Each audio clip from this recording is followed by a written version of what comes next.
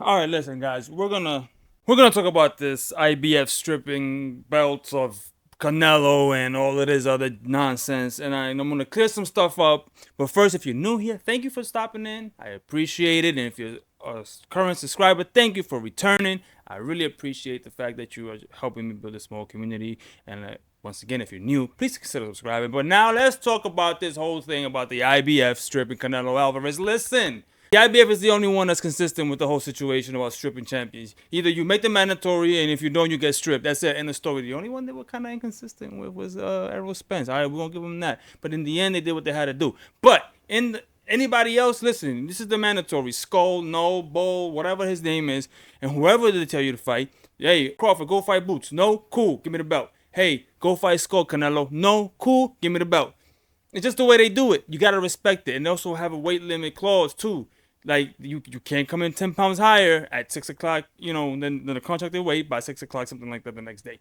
They're the only ones trying something to keep respecting the game, right? Except for the IBO. One day we're gonna make a video about that.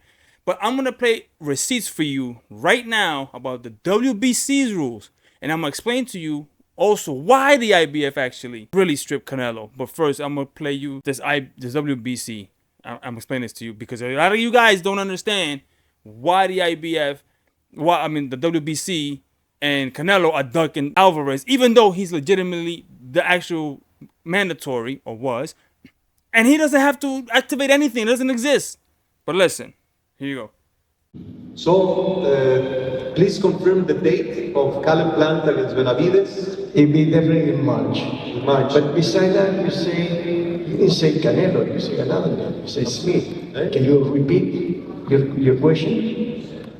Caleb Plant will fight Benavides. Correct. For the It's a signed contract. For the interim title, and the winner will become the mandatory contender of the division to fight against Canelo Alvarez. Okay, but I want to have a vote. I want everybody saying that we agree. What? I'm sorry? It's supposed to be an agreement, and every one of you vote and Monday that championship elimination. It has been agreed. Please sit down, Jesus Christ. David Benavides as a mandatory challenger. Benavides is the mandatory for the WBC. For mandatory is March. So the winner of the fight, if it's Charlo, he will decide if he remains in super middle, goes back to super welter. But I just concentrate on this Saturday. The extension, were you going to enforce the mandatory at 168 or be the mandatory at 175? The letter has been sent, it was Father's Day, the weekend or whatever, they give us like 2 weeks. A week before, we got an extension for 2 more weeks, to submit the letter and all that. So everything's there, we're there to fight on September. If Canelo wants to fight September, David will be ready to fight September. Okay, now you heard Mauricio Suleiman say, right? You heard it. It is what it is. So I'm gonna look off to the side because I got like the computer open here, right? And actually, if you want to go look at it, you go to the WBC rules and you go down to page 12, and it's gonna be by rule 3.5 mandatory, and it pretty much says you have to make a mandatory at least once a year. That's number one, right? Then what they do is they have an eliminator to determine that actual mandatory, which David Benavides has done. He did that.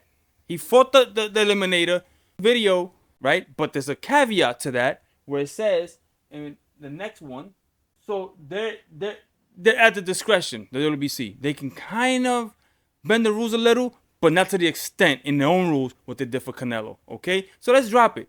That 2-week thing I keep talking about, and the extension and the letter and all of that, that was just what the WBC told Benavides' team. Hey, you have to let us know what you're going to do, right? And here's a 2-week extension so you can let us know what you're going to do. If you're going to vacate the 168 mandatory or you're going to stay at 175. Eventually, Benavides said, no, I'll stay at 175 because what they were saying in that video is, listen, prior to that, we're ready to fight in September for Canelo, but he doesn't want to. So within that 2-week extension, they said, okay, cool. They told them. The first letter was, hey, we're ready to fight in September. Crickets. So they find, okay, look, we're going to stay at 175. So cut it out with the whole situation about he didn't activate the mandatory. It doesn't exist in any governing body. The IBF. This is why they stripped Canelo indefinitely. Because one, he was supposed to fight Skull. Who's Skull? Nobody knows. But he was supposed to fight him. That's the number one. It doesn't matter whether we know him or not. In their eyes, he's earned the right. So that's the mandatory. He fought the eliminated. He won. He's up next. Okay. Canelo was trying to negotiate a step aside clause of some sort for Skull. The IBF said without the proper documentation, the link is in the description. You could go ahead and check it out and read it for yourself.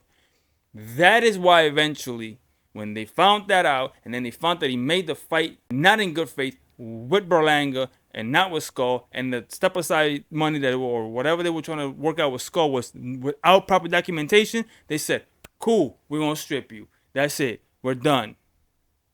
That's pretty much it. When will y'all get it through your heads? Canelo don't want the Benavidez smoke at 168, and he doesn't want Morrell. And both of them said, we're going to boogie up to 175. And guess who's left at 175?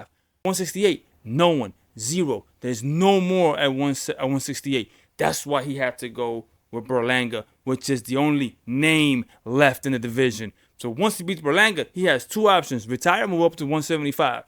And guess who's at 175?